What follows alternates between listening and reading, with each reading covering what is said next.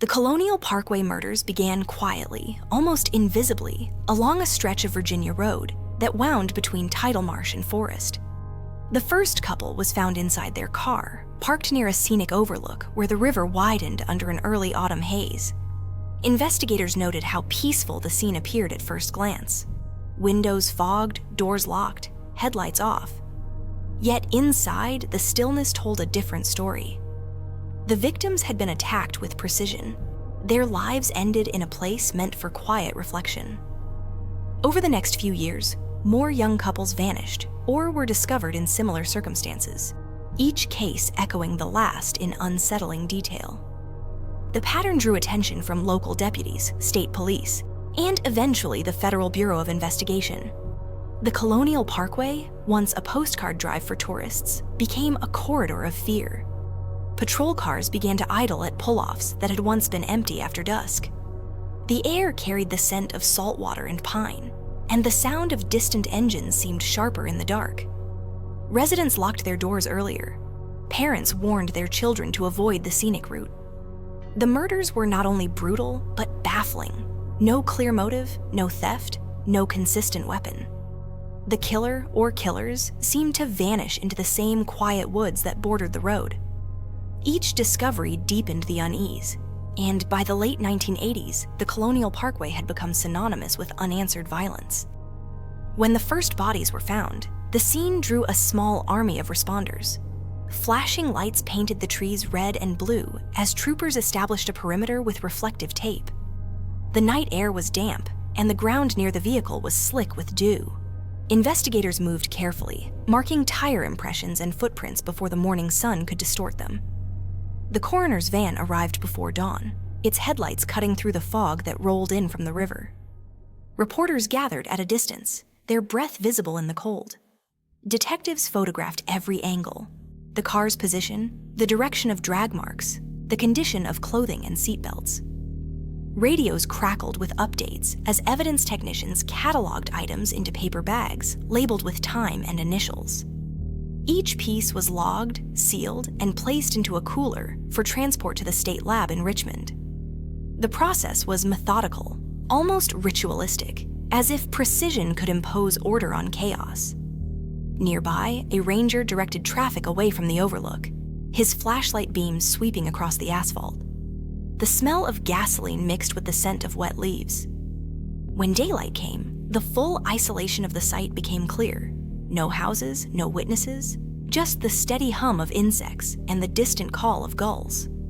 For the investigators, it was a scene that offered more questions than answers, and the silence of the surrounding woods felt heavy, as though it held its own secrets.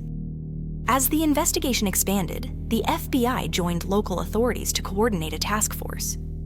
Agents reviewed maps of the Colonial Parkway, marking each known incident with colored pins. They studied distances between pull-offs, sightlines from the road, and access points leading to the water. Teams conducted grid searches along embankments, using metal detectors and trained dogs to locate discarded evidence.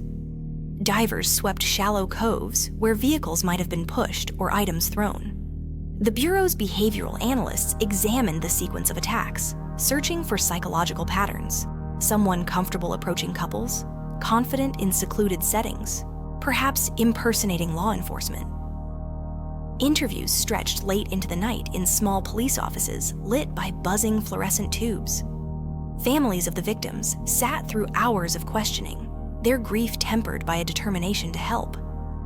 Candlelight vigils appeared in nearby towns, and local radio stations broadcast safety warnings. Mechanics checked car locks and ignition systems for tampering. The community's rhythm changed. Weekend drives along the parkway dwindled. Agents compared fibers, paint flakes, and rope samples under microscopes, documenting every trace. Chain of custody logs filled binders. Each new test result brought a flicker of hope, but the evidence rarely aligned neatly. The killer's methods seemed deliberate yet inconsistent, leaving investigators to wonder if they faced one predator or several.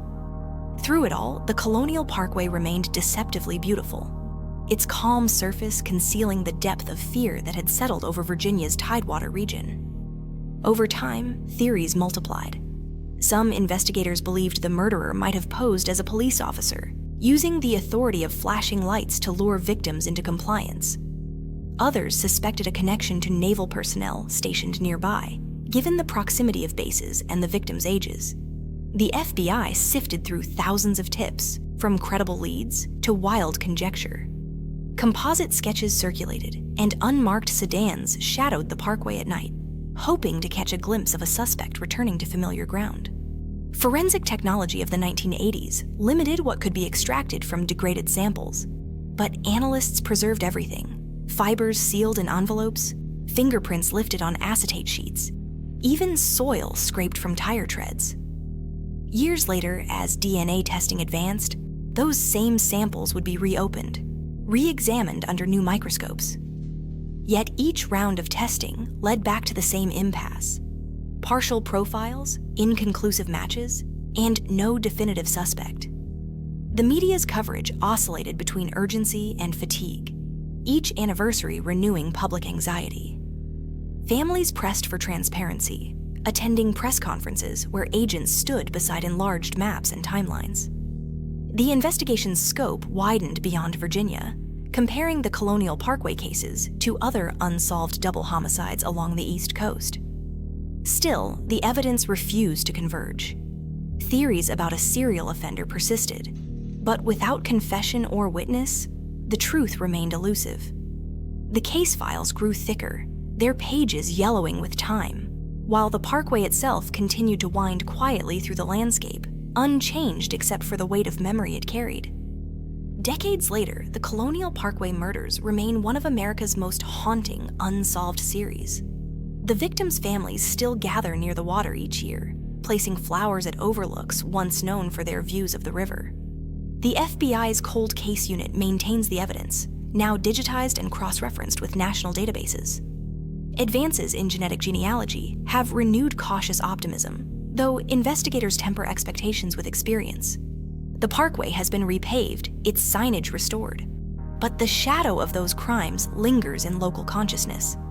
Tourists drive the route unaware of its history, while longtime residents glance at the tree line and remember the headlines that once defined their community. For those who lost loved ones, closure remains distant but not forgotten. They continue to cooperate with agents, reviewing old photographs, hoping that one overlooked detail might finally connect the fragments. The case endures not only as a mystery, but as a reminder of persistence, the quiet, methodical pursuit of truth that spans generations. In the stillness of the Virginia coast, where fog settles low over the marsh and the river reflects the moonlight, the unanswered questions remain. Somewhere within the archived evidence and fading recollections lies the key to understanding what happened along that lonely stretch of road, and why its silence still speaks so loudly after all these years.